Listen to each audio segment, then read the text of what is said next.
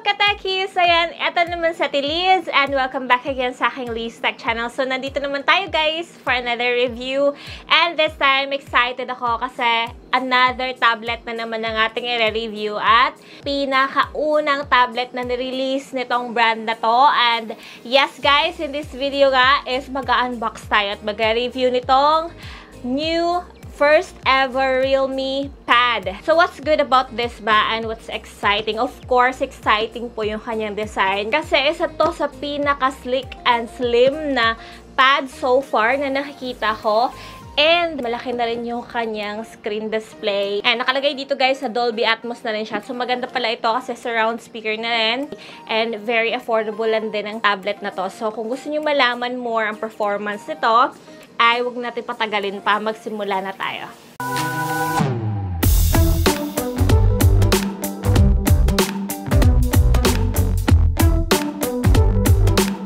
Okay na guys, nandito na nga si Realme pad and sa gilid may nakalagay na Realme pad, sa likod is mga primary specification niya. And ayan, the color na meron ako is gray. Actually, meron din silang other color and that is real gold. So, atin is gray. So, as we unbox this guys, makikita nyo, ito po yung laman ng kanyang box.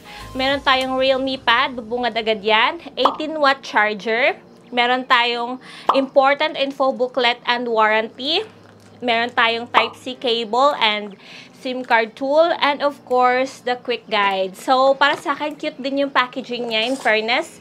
And, ayun, so yun lang po yung laman na kanyang box, guys. Let's go on na directly sa tablet itself or sa Realme pad. So, ato na nga siya. Tanggalin na natin atong pinaka-cover niya. And there you go, guys. Makikita nyo na ang Realme pad. Napakaganda ng color ng kanilang gray. And in fairness, guys, premium siya tingnan. And totoo ngang manipis lang siya. Para sa akin, napakaganda ng grip niya sa hand. And ayan, kung mapapansin nyo, minimalist lang din yung kanyang design. At nandito nga yung rear camera niya naka-place. Yung front cam niya is nandito rin sa gitna upper part. So, meron siyang aluminum alloy body design. Dito din nakalagay ang kanyang power button. And yung kanyang volume rockers naman is dito din na part. So, very accessible and very okay naman yung mga buttons niya. Kung makikita nyo dito na part guys, is dito yung SIM tray niya. So, pwede siyang lagyan ng memory card. And maganda pa dito is ma-expand nyo siya up to 1 terabyte. Then, ayan, meron siyang dual mic na rin. So, pang malakasan na rin yung kanyang microphone. And kung mapapansin nyo nga, marami siyang speakers guys. 4 na po yung speakers niya. And USB Type-C na rin po siya. So, sa dito naman banda, sa may edge, is yung kanyang headset connectors. Anyway, nakita nyo na yung kanyang body. And for me, again, the body is premium. I like it. I like the design. It's minimalist. Very slick and slim lang din siya. So, tingnan natin yung kanyang display, guys. So, let's turn it on. Ayan, so nakita nyo na, eto na po yung display ng Realme pad. And as you can see there, malaki din yung pala yung kanyang screen. Although may mga bezels pa siya. Pero malaki yung screen niya, guys. In fact, meron siyang 10.4 inches na screen display.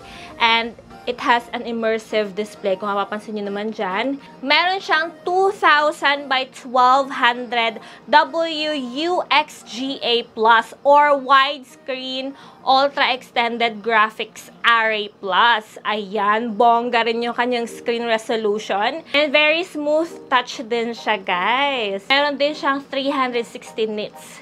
So, mataas-taas na rin yun. Especially if, you know, nasa outdoor ka. Makikita pa rin yung kanyang display. Marami siyang pre-installed apps. Realme UI na rin po siya and base po ito sa Android 11. So, latest na rin po yung kanyang operating system. Pagdating sa kanyang battery, ito yung maganda kay Realme pad kasi meron na po siyang 7,100 mAh battery capacity. Imagine, sa kanyang battery, maglalast po siya ng 65 days standby and 12 hours naman kung straight po kayong nag-play ng video. So, mataas na span of hour na rin yun sa isang tablet. So, malaking battery na yon.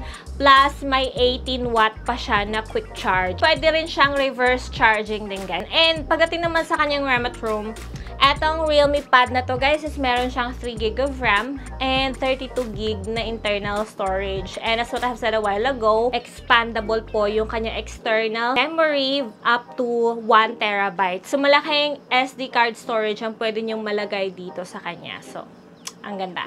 Meron din siyang other variant of course, pero medyo mahal-mahal na yon, like the 4GB and 64GB din. So, may pagkapilian ka naman kung gusto mo mas malaking RAM, mas malaking ROM, ayan. So, sa kanyang processor naman tayo, eto si Realme Pad is powered po siya ng MediaTek Helio G80, which is also a gaming processor. With of course, the Mali G52 950MHz GPU. Wow! Pangmalakasan din parang yung processor nito. Anyway, matitest naman natin to mamaya. Sa camera naman niya, meron po siyang 8MP HD cam and 8MP din sa rear cam. Pagdating naman sa eye protection, maganda din ito guys kasi meron siyang night mode kung saan it reduces eye fatigue while ginagamit natin to, and eye comfort na rin. Lalo sa mga bata, kasi mahilig din yung mga bata gumamit ng tablet. So, perfect din to sa mga bata na gustong maglaro ng mas malaki-laking screen compare sa phone talaga kasi mas magiging best yung kanilang viewing experience. Yan, another thing pa guys is meron siyang Smart Connect. So, pwede mo siyang i-connect sa mga other Realme tech products din like the smartwatch.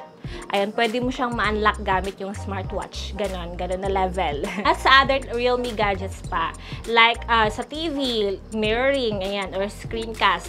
Ayan, pwede siya i-connect sa TV para mas malaki-laki yung viewing experience. So, marami siyang pwede nyong maigamitan or mai-connect gamit din ang mga other Realme tech devices. Ayun, so tinest na namin siya sa gaming guys, and mapapansin nyo dyan na very nice nga siyang paglaruan, like ayan, Pokemon Go yung nilaro namin, and napakaganda ng graphic niya in fairness.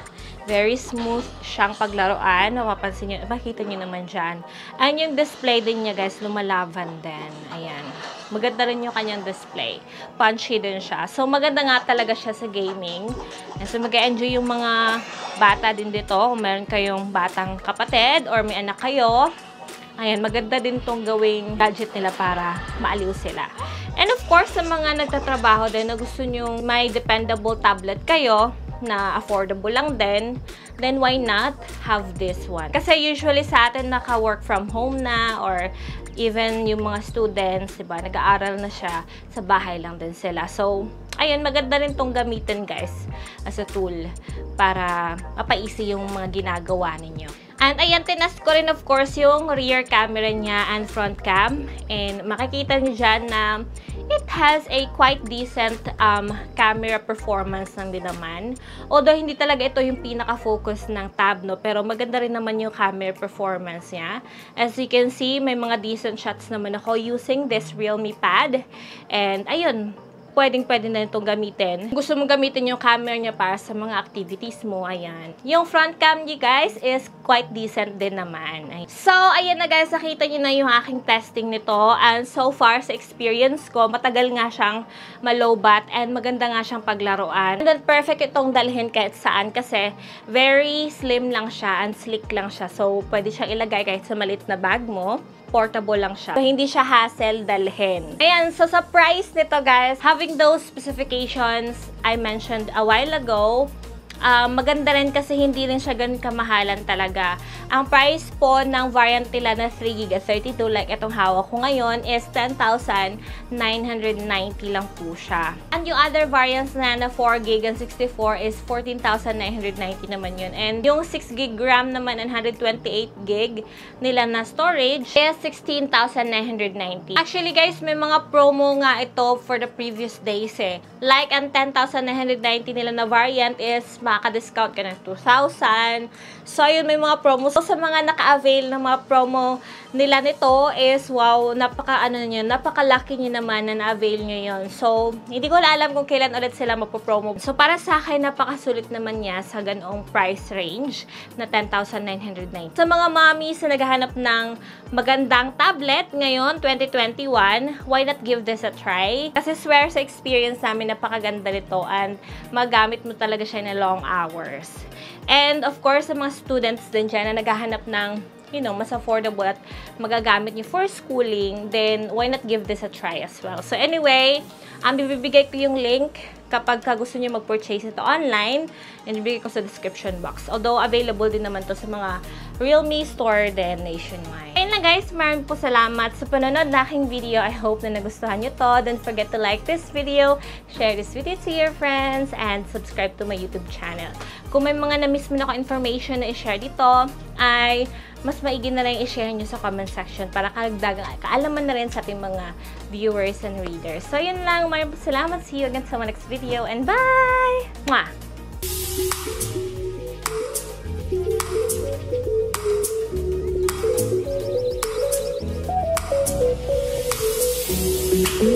Thank you.